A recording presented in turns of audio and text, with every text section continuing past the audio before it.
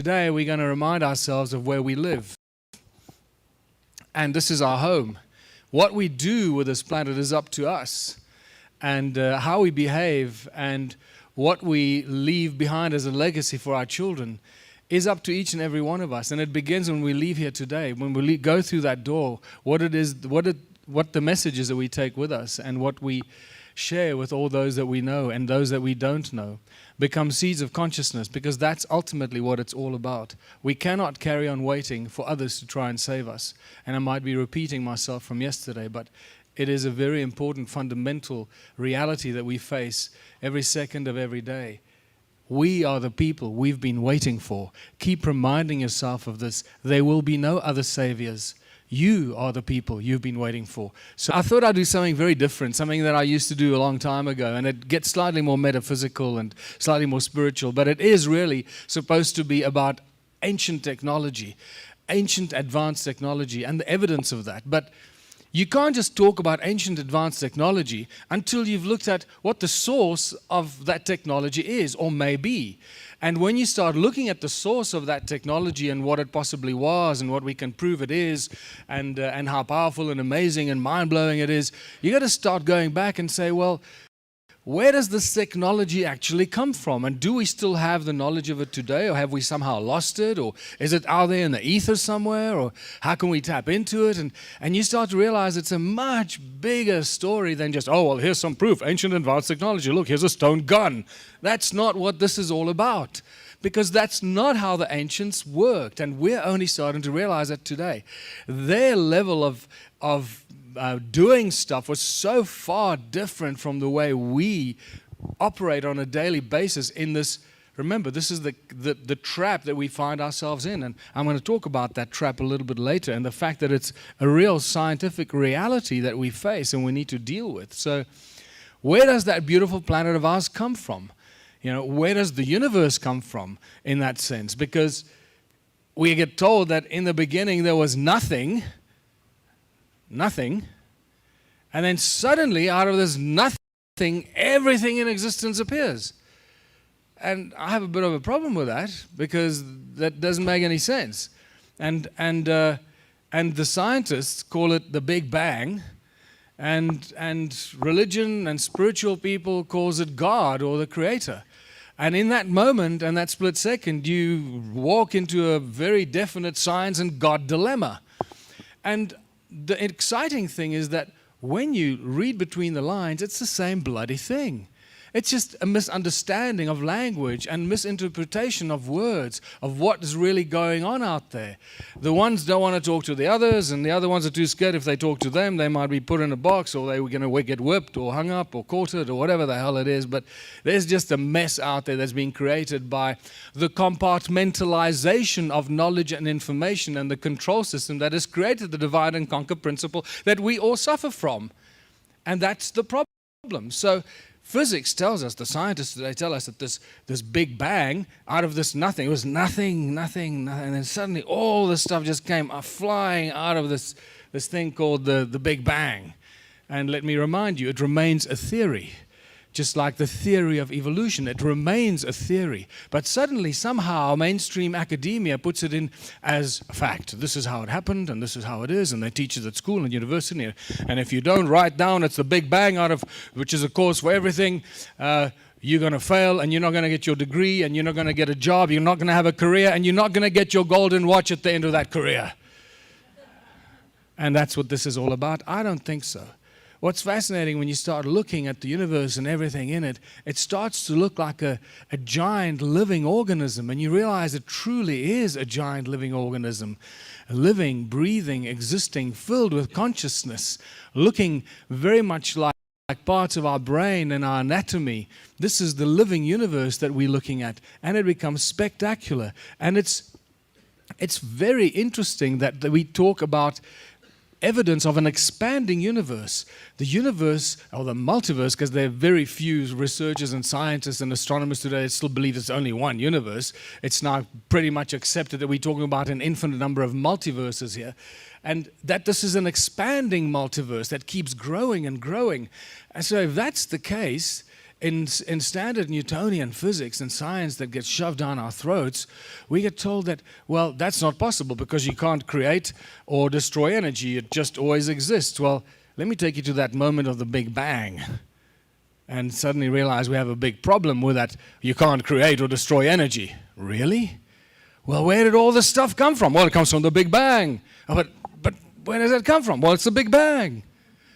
Well, it doesn't really explain to me what's happening there, right? So if you keep sticking to this Newtonian physics stuff, you're in really deep trouble, unfortunately. So it's very important that we step out of that kind of way of thinking and realize until the moment you embrace multidimensional physics and the new frontier of science, new frontier of knowledge that crosses all boundaries of knowledge, that does not compartmentalize information, you're going to continue bumping your head against a brick wall and against a dead end. And I had an interesting experience with some of my PhD friends at universities in South Africa, mathematicians and scientists and so forth, who always, my friend Peter phones me. He's got 4 PhDs in science, chemistry, physics, and whatever, mathematics. And every time he phones me with new discoveries, and he says, oh, Michael, I think I've cracked the anti-gravity thing. And I say, wow, it's amazing, tell me. And he starts explaining this whole long, big formula to me, and I stopped him the last time I spoke to him. I said, Peter, do you ever incorporate sacred geometry into your calculations? And he said, no, I haven't. And I go, you know what, I've got a feeling that until you do that, and you start incorporating the sacred geometric ratios into these formulas that you're trying to crack, you're not going to make any progress. And there was a silence on the phone, and he said, I think you're right. And I haven't spoken to him since. I don't know if if he's in another dimension or something. So the problem is with this expanding multiverse that we find ourselves in, according to basic normal physics, there's got to be, someone blowing it up, because you can't have something expanding while without something contracting, and clearly there's no evidence for that going on. And this is a huge, interesting problem, because we find that the laws of Newtonian physics break down at the quantum level, and things are not as they seem. And this becomes the most exciting part of this journey of discovery, where we start recognizing the source of this advanced technology that we keep talking about. This ancient advanced technology keeps coming back to the source of all things. It's not some magical thing that we find that if we don't understand those fundamental principles that are far removed from what we've been taught in science and physics, we will never understand this advanced ancient technology. And this is where it gets very, very exciting, because we got to start understanding that we are part of this infinite fractal of energies and multiplication of creation through consciousness, and the multidimensional physics that we're starting to read about and talk about and coming to grips with through getting closer to understanding spirituality and consciousness is a very, very exciting journey. So ancient technology is about understanding the source code. Then we can start making sense of what this ancient technology is all about. And my source code tells me that it's all to do with sound and resonance, because that's what all ancient cultures talk about. You cannot get away from that. It is not possible to try and find something else, because they'll always bring you back to everything in creation comes from the source of sound and resonance, when the Creator brought everything forth. And it's this prime resonance frequency that holds everything in creation together in this perfect harmony, so it exists in coherence and not dissonance, because this is the coherent principle of everything existing in harmony. And in there lies a very important lesson for us as human beings, how to coexist in harmony, not in dissonance, in coherent, resonant harmony. That's what this is ultimately all about. And in there then lies the advanced technology of our brain to comprehend this and actually make this a reality for ourselves. And as I showed you yesterday, or whenever it was, the day before, I believe that this is where where Star Trek gets this philosophy of the prime directive from, because you can't go against this prime resonance frequency. It's not going to happen. Okay? You're going to be bumping your head against the wall, and eventually it'll cause your own demise. And for those people that believe that there are lots of advanced beings down here trying to help humanity from other dimensions and so forth, which there seems to be some very interesting evidence for as well, I do believe that some of them are actually here because they may realize that they breached the prime directive with what happened here on Earth. That they created a species which has been kept dumbed down, not allowed to expand and grow in their own consciousness, to take their own course in growth in consciousness, to reunite with Source, and this species is being kept dumbed down and prevented from growing in consciousness, and that would be called a breach of the prime directive. So if you do that, you're causing some serious trouble for yourself, because that echoes back onto you as a species, whoever you are, and starts to resonate in dissonance with you as a species or a being. So just to remind you that this resonance and dimensions have got some very interesting numbers and principles around it. 3 is the so-called 3, Holy Trinity. Most of us have come across this. So there's a very interesting example in music, and music is sound. So you can explain this with sound very easily. Because when you play music, it's only when you add the third note to the first 2 notes, you complete the chord. And you complete the beautiful harmonious chord. Until then, it's not a chord. And you don't get the same effect from it. So when you add the third note to it, complete the Holy Trinity of sound, you create your first complete chord. And those chords can reduce you to tears. The music that we hear in movies can make you scared. It can reduce you to tears. It can make you emotional. It can make you excited. You can do all kinds of things with music. And you start to realize how just by simply manipulating, by expanding the third or adding the minor third or adding the seventh or the major or a flattened ninth and all these things to the musical chord structures, you realize how you can very effectively manipulate people's emotions. It's all to do with sound and frequency and resonance. It's spectacular. 7 and 8 are very important numbers because that completes the resonant harmonic octave. 7, the 7th note is the 8th note from the source, and the 8th note is the octave above the 7th note in front of it. And that completes the octave. And that in there lies a very interesting harmonic resonance principle in understanding advanced technology, because when we get to the monoatomic gold and what that actually does in terms of advanced technology and how that can be used, you start to realize that 7 hides 8. If you look at a star tetrahedron or a hexagon, it's pretty much the same thing. It's just one is a 2D version of the other. And you get, if you look at a hexagon, 7 and 8 are actually the dot in the middle. The one hides the other. If you twist it slightly sideways, you'll see 7 and 8 and completing the cube inside the circle or the sphere. So just imagine that in your mind. So 7 hides 8. And in there you actually can see, encoded in there is the harmonic resonant principle. For those of you that know music will know what I'm talking about.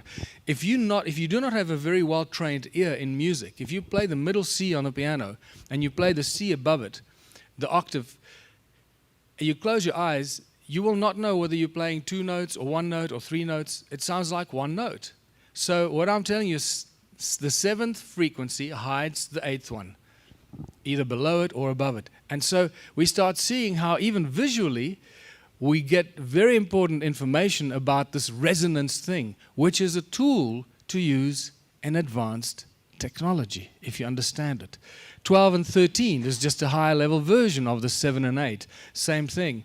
Because you add the 5 black notes, the 5 bad notes, the on the piano, right? And then 22/7 approximates pi. It'll never get there, but it's close enough to make us realize that something very important is encoded in that ratio. And you start to realize that this is all just a few very important lessons in understanding why the universe rings like a bell and vibrates in perfect coherent harmony. And this understanding, the fact that our bodies do this, gives us the very clear indication that we resonate with the universe. We are an infinite fractal of this creation. We are it. We resonate in perfect harmony with everything in creation, and if we don't, then we become diseased and become dis-ease, and that's where these problems come into our lives. So we can connect into the morphogenetic field.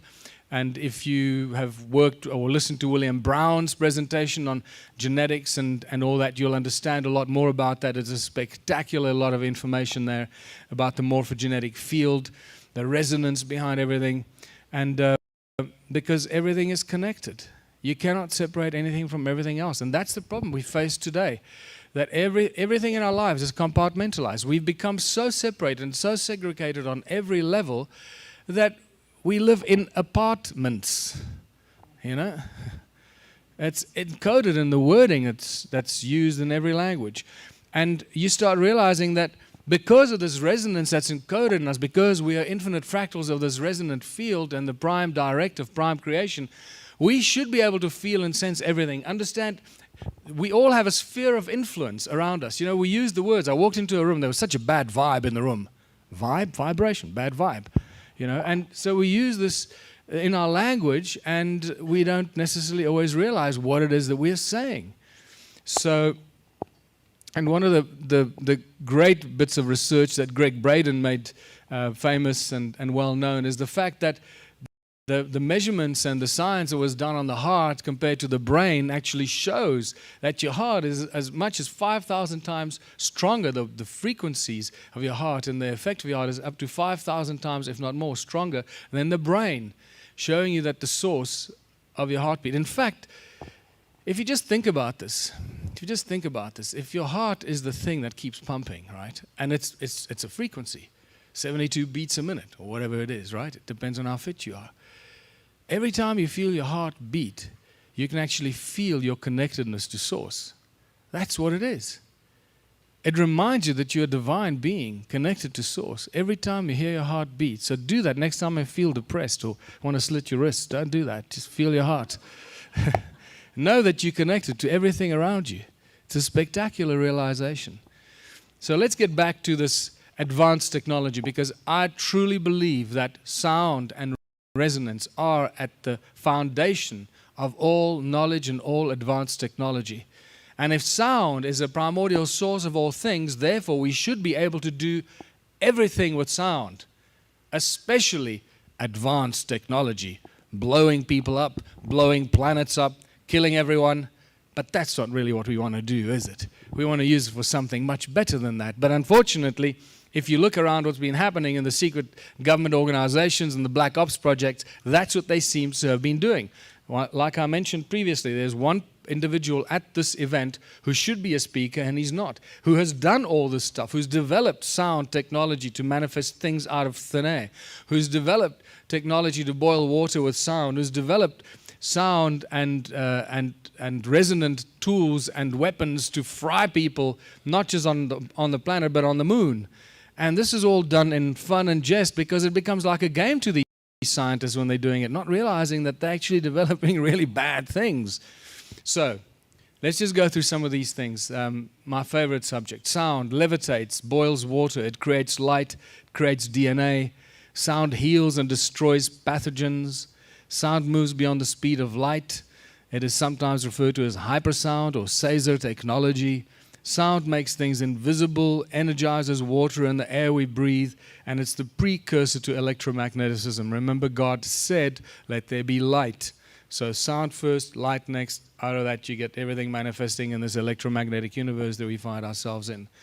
And this was spectacularly demonstrated in 2005 at the Middle Tennessee State University, when two high school students and two undergraduates did some experiments, and they showed that sound can move beyond the speed of light.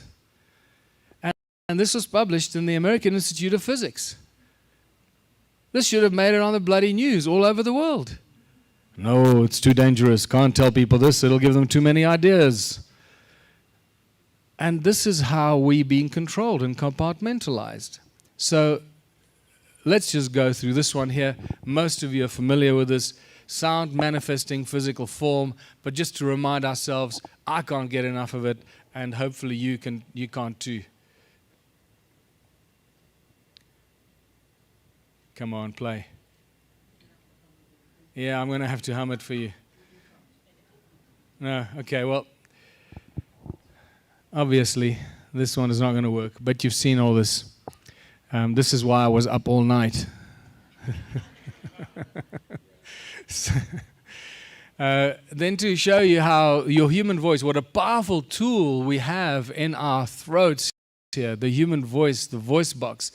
It's truly a creation tool, because we can make so many, virtually infinite number of sounds and frequencies with our throats and our mouths and our tongues and our voice and our voices, is an indicator that we should be able to create these infinite things, just manifest by speaking, what wizards used to do and you used to be able to do until that knowledge was removed. So this is the Cymoscope, John Stuart Reid and his partners, and just a spectacular example of how sound, our voices can manifest. Can you see it? No, hold on, it'll come up.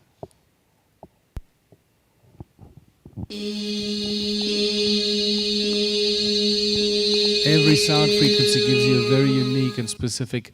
Imagine this in 3D.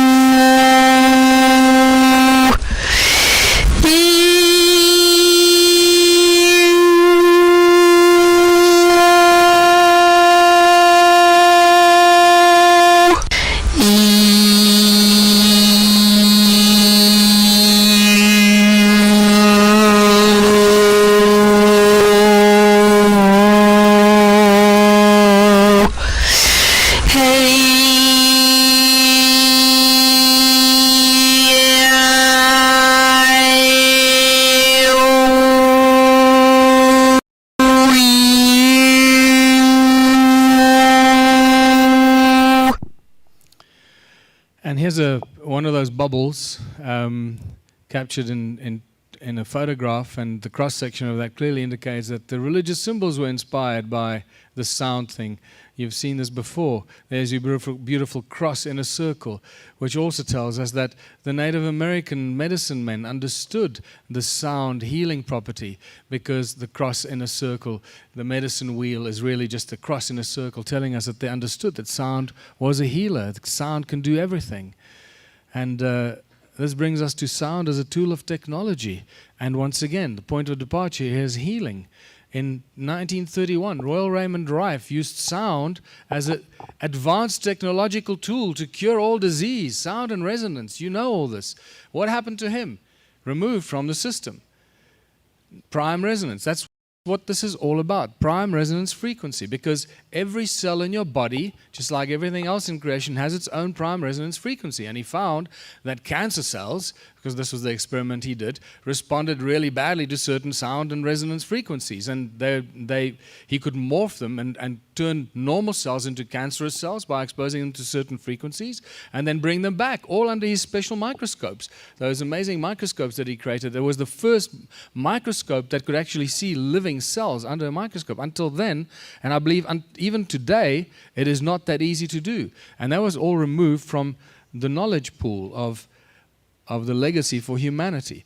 So you can see how the small cells resonate at a higher frequency, and the larger the organ becomes, the lower the frequency that it resonates at. What I find interesting is here that this particular research shows that the human body resonates at between 7 and 10 hertz, which is very close, or in that range between the Schumann resonance, the resonance of planet Earth.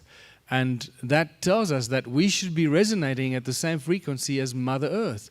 In there is the information encoded in there. If we don't resonate in harmony with Mother Earth, we are in dis-ease and we get sick. It's interesting that neurons, that transfer information in our bodies do this via sound frequencies, and they found that there's 7 primary sound frequencies at which these neurons transmit this information. So we talk about advanced technology. This is advanced technology right in our bodies, people, all to do with sound and resonance, the source principle. And here's my favorite guy, Peter Davey. I speak about him all the time. That took boiling water with sound to the grave. But as I mentioned before, I met a guy in Sydney just last week or 10 days ago, and he showed me he developed the same device, and he boils water with it. So we're going to be working on that when I leave the USA to try and get that to the whole world and allow people to use this to create free electricity for us, because I think it's this energy thing is a big problem, and I've had my own experience with it, as I mentioned before, and I've spoken to various other people that work in the free energy industry. The moment you start working on free alternative energy, something weird starts to happen. People start losing their mind, they go bonkers, or they run off somewhere, or weird things happen. It's like we're not ready to receive really advanced source of free energy. And I believe that boiling water with sound is like a small gradual step towards higher consciousness, which will liberate people from the electrical enslavement, the energy enslavement, because, you know, right now we're creating electricity with boiling water, using the steam to drive the turbines. So we're not going to move away. We can still use the power plants on Earth today. Nothing has to change. We just replace the coal burning with using these devices to boil the water. So it's not a huge shift in our consciousness, but it's a large leap in understanding that we can achieve miracles with technology, advanced technology. So here's poor Professor Williamson, who's got no bloody clue what's going on, but he's the expert, right? And Peter Davey thinks that he's invented something to make a cup of tea. And this is how they talk about it on the news. Not a device that can give the world free electricity. That's the amazing thing. It boggles the mind, you know. That's how blind we are sometimes. I've shown you this already, the acoustic levitation, so I'm not going to show this to you again. But this is David Deake's famous acoustic levitation chamber. You can see this on the internet. I'm going to show you another one that I haven't shown you yet. This is a new levitation thing that recently made its appearance.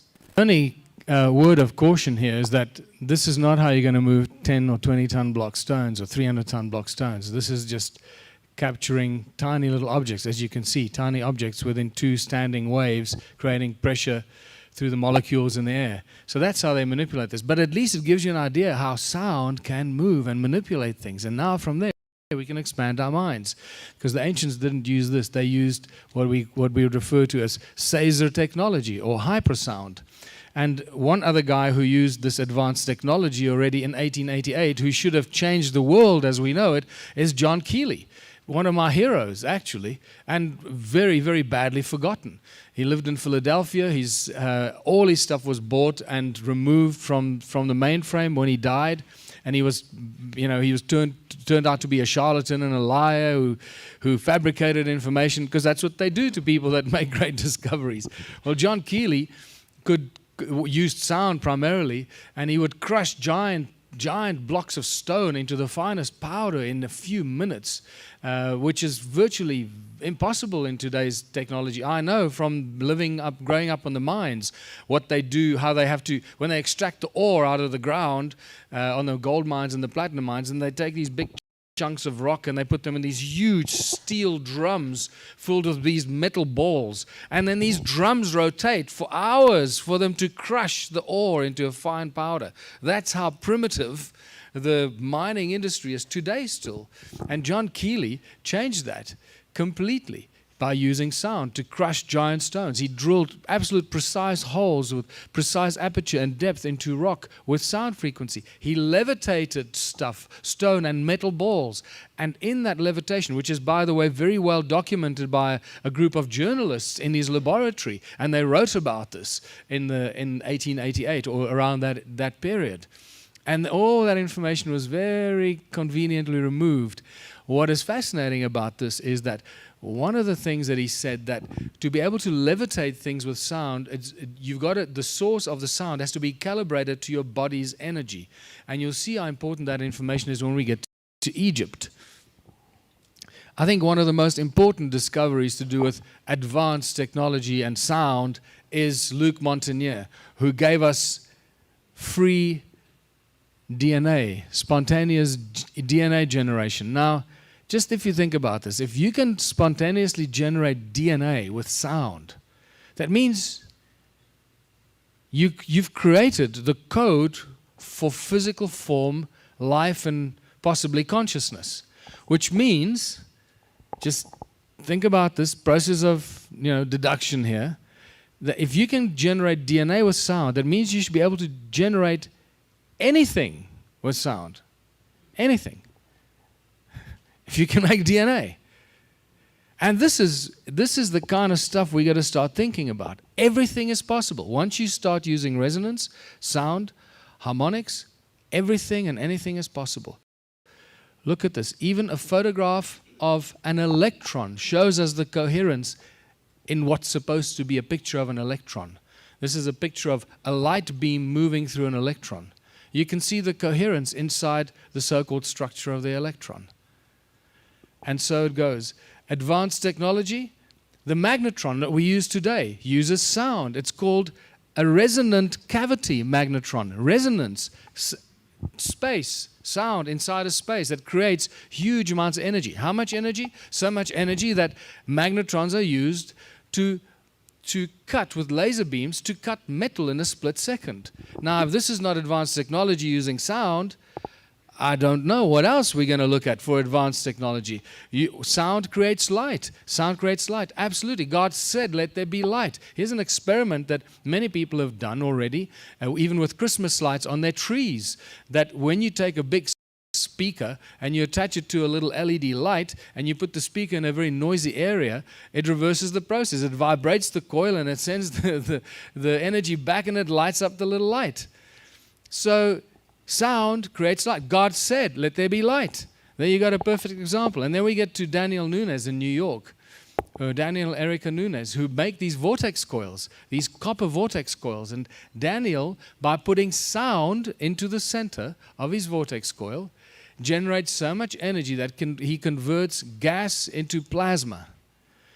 That is starting to get towards really understanding advanced technology that we can put to some really interesting use. Using vortex coils and sound frequencies, generating plasma. This is very exciting. And then something I showed you before, which I just want to touch upon again, utilizing sound as a source of energy for creating perpetual motion devices. This is the work of Christian Lange, a German scientist, who developed this wind turbine that moves from the sound of the wind that creates a resonance as the sound goes into the turbine. When it starts to resonate, the resonance starts to turn the turbine, and that's it. Once the resonance turns, it becomes a perpetual motion device and generates energy. Now, it just so happens that his device looks like a pair of lungs. So when he showed me his device, the way it looks, I freaked out. I couldn't believe it. And I emailed him a picture of lungs, and he'd never seen a picture of lungs, and he was really surprised that his device looked like a picture of lungs. But what strikes me is that what actually happens in this process, it seems that as the air goes into the device, it speeds up until it reaches hypersound. And when it reaches hypersound, it becomes a dangerous tool, an advanced technological device. And that's what really happens in our lungs as well. And that's what I believe oxygenates or energizes the oxygen that we breathe in, that then energizes our blood, from which we get our energy. It's got nothing to do with whatever else we are taught at school and at university. It's really about the energizing of the oxygen in the lungs. And then when you start seeing the alveoli inside the lungs, by the time the air and the sound reaches your alveoli, it is so charged that it does magic. And the interesting thing is that the alveoli actually looks like hexagonal cells. And this is where I started to comparing the stone circles in South Africa. If you look at, now you start comparing, look at this image and this previous image of the magnetron. Sorry, there's the magnetron. Nice flower-shaped structure, right? And then here we have the lungs and the alveoli that are hexagonal-shaped cells. Well, look at this. A flower-shaped magnetron right next to connected by these channels, connected to the bottom of it, hexagonal cluster of hexagonal structures. And this is what started making me believe and go a lot deeper into understanding how these ancients used sound and resonance into possibly generating an atmosphere. And this starts to get really interesting, because these are certainly not cattle kraal, they're not dwellings, these are highly advanced technological devices that we're only starting to understand by step understanding the source code, the source of all things being resonance. And here it is right in front of our eyes, not just one of them, thousands and thousands of them. So whatever these guys were doing, they were using the understanding of the sound and source code principles to do all this weird stuff that we're still trying to figure out what the hell they were doing. Here's another example. See those hexagonal structures to the left? Cluster of them. And then this channel that runs away from it, obviously these are badly destroyed, badly eroded. You can hardly see them, but only from aerial photographs. If you go and walk among them, I've walked among some of these, and it's very confusing, because you stand on these walls, and there are no doors and entrances, so you've got to climb onto these walls, and they're normally about this high, and then you stand there and you look out at these things and you go, well, what the hell's going on here? What is this for? It doesn't make any sense until you start seeing some of the resemblances to other anatomical features and structures that make sense. This one here looks like a cross-section of the tissue in the lungs. It's virtually identical to the histology of the lungs. And there's more of it here. And this really, for me personally, gets very, very exciting, because I believe we started to knock on the door of understanding the so-called advanced technology of the ancients. I believe that this was used for somehow generating an atmosphere, or generating air or oxygen, or whatever they were doing with it. And then we get to the latest discovery, how sound is used as a cloak of invisibility. They call it the sound bottle, that makes things disappear and makes it invisible. And that gets even more exciting, because they've even turned it into a plastic pyramid, and this plastic pyramid, when exposed to certain sound frequencies, disappears from sight and everything below it.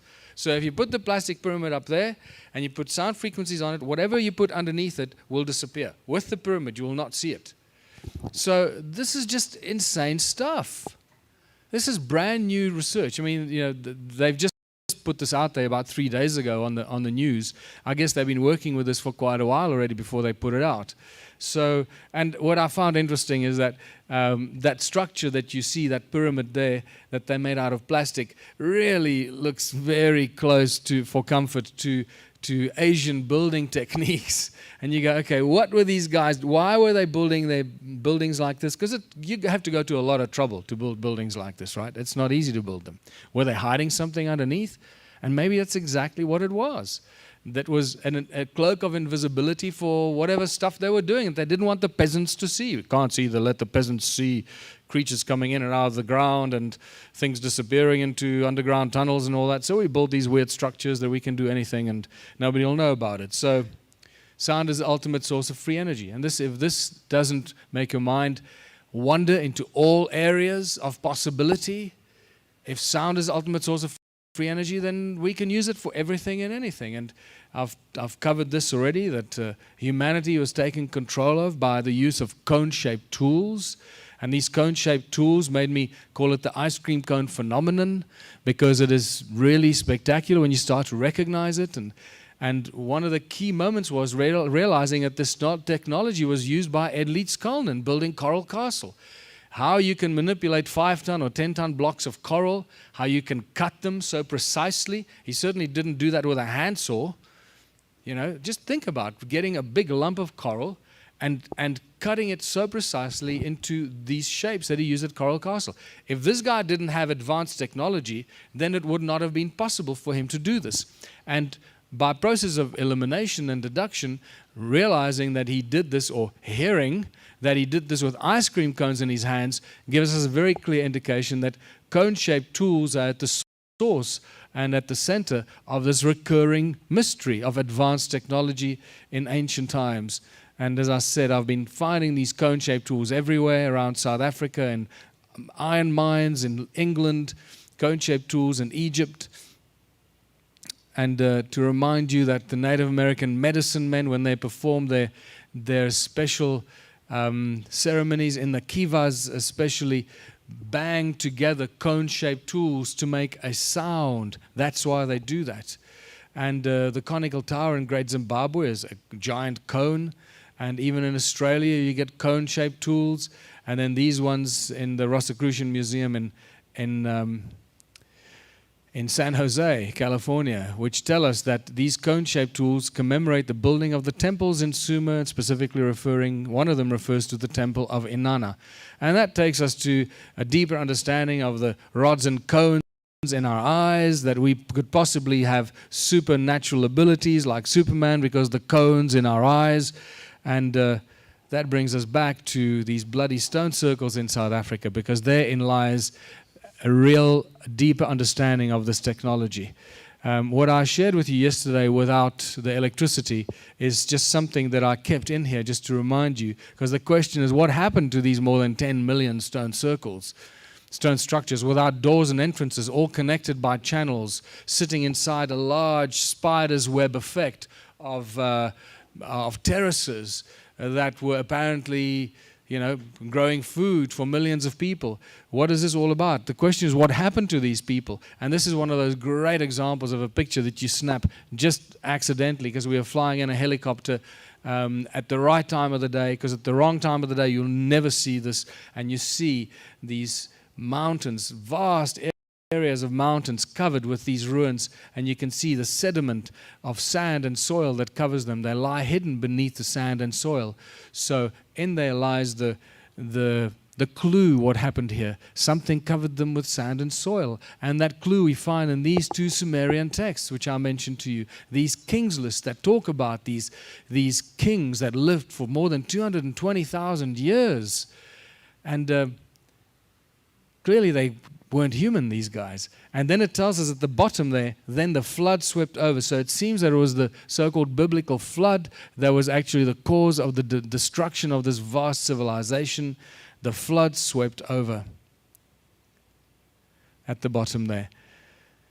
Then the flood came, and you can see another picture of a large area of flat areas running up into mountains. So this activity in South Africa is all about the gold. We've assumed this. And it's important to recognize that not only in South Africa, but around the world, this gold thing is critical to understanding of how it was used for exploitation, for control of humanity, and also as a technological device, because this gold plays a very important part in manipulating reality. It is a technological device. But we just don't know it. We think of gold as, something you trade on the stock market. But you never get to see that gold. You just buy certificates, so you don't actually even know if the gold exists. So it's a bloody illusion in the end, isn't it? So it's interesting to note that all ancient cultures, wherever you go, always tell you. When the Spaniards arrived here in the Americas and they asked when they found some of the people had so much gold, and they asked them, where does this gold come from? They said, gold belongs to the gods. This is the standard answer of the ancient civilizations. And this has never changed. And I think the gold still belongs to the gods. It has never belonged to us. And this is why they allow us to have drink. Oh, look at this gold. I've got this beautiful golden bracelet. Isn't it beautiful? And this is what we do to it. We don't understand what it's about. In Genesis 2, we got a spectacular example that it was not human obsession with gold, but it's actually the obsession of the gods. Because here's the narrator talking, and we have to assume that the narrator is the voice of God, not just somebody making stuff up. So the narrator tells us that in Genesis 2, this is before Eve was created. Adam was still alone on planet Earth. And already we see the obsession of gold with the gods, with the Elohim. And it says that the land of Havilah, there's gold, the land is good, the water is good, and there is gold, buddy. And then that takes us to one of the most spectacular instructions of using gold in human history, and that's the Ark of the Covenant. Possibly the most advanced bit of technology that we have faced in biblical times. All you got to do is read the Bible and you'll see that these amazing tricks that you could do with this box.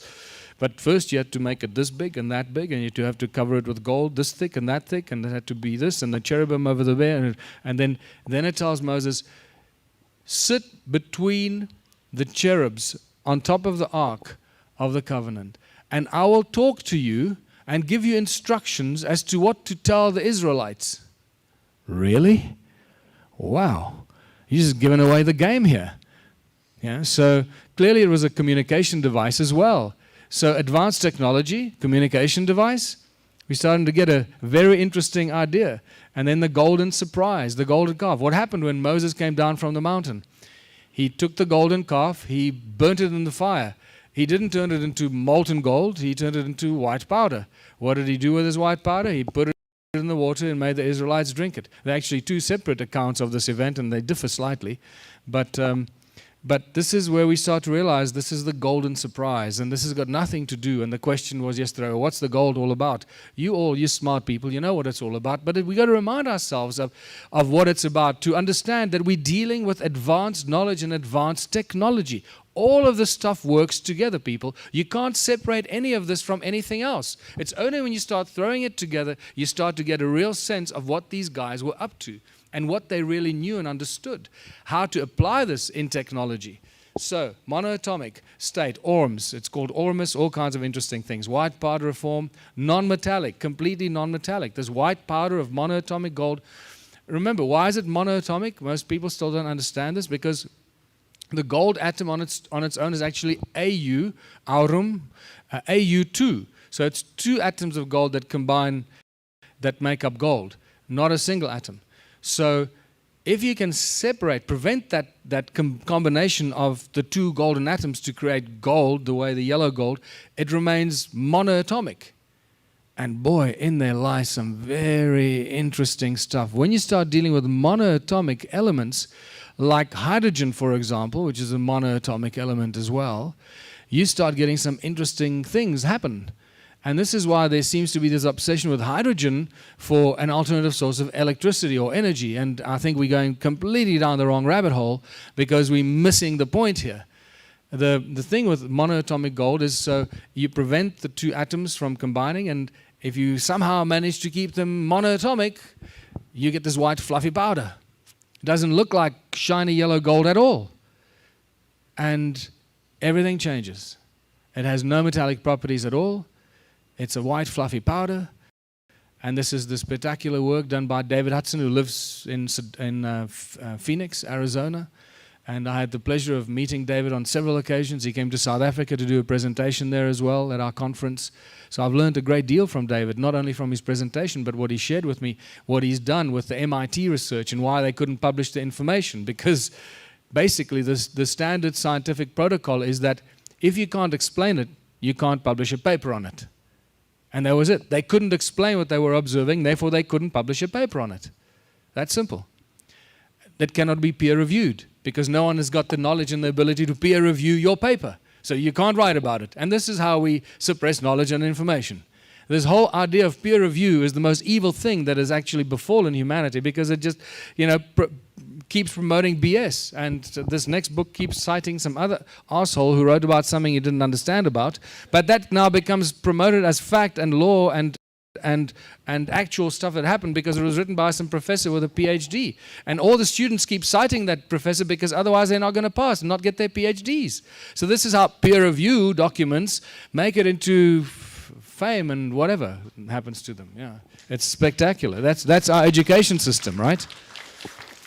So remember that you probably know already that this monoatomic gold acts as a superconductor. It transfers information immediately. No spooky action at a distance. Coherence, that's what happens. It emits this weird single frequency of light. It heals faulty cells and restores DNA, apparently. It has anti-gravity properties, and this is very important information here, because when David says when they had this white fluffy powder in this inert tube of gas in the lab, and he brought his hand under it, and the fluffy powder was on a little metal plate or some sort of plate inside there, like a little pile of fluffy powder. When he brought his hand under it, the pile of powder lifted up and started to float. It moved away from his hand. They tried it with magnets, they tried it with all kinds of other things. It didn't move.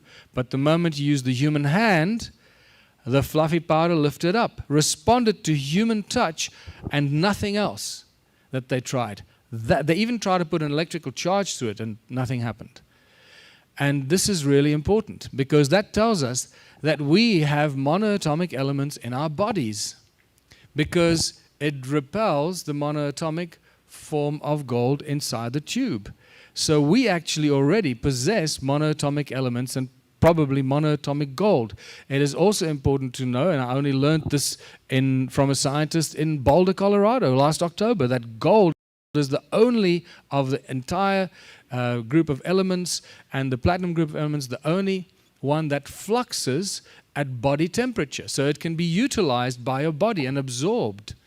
And this is why it's gold and monoatomic gold and not monoatomic platinum or monoatomic silver, monoatomic gold that is so important in ancient human history.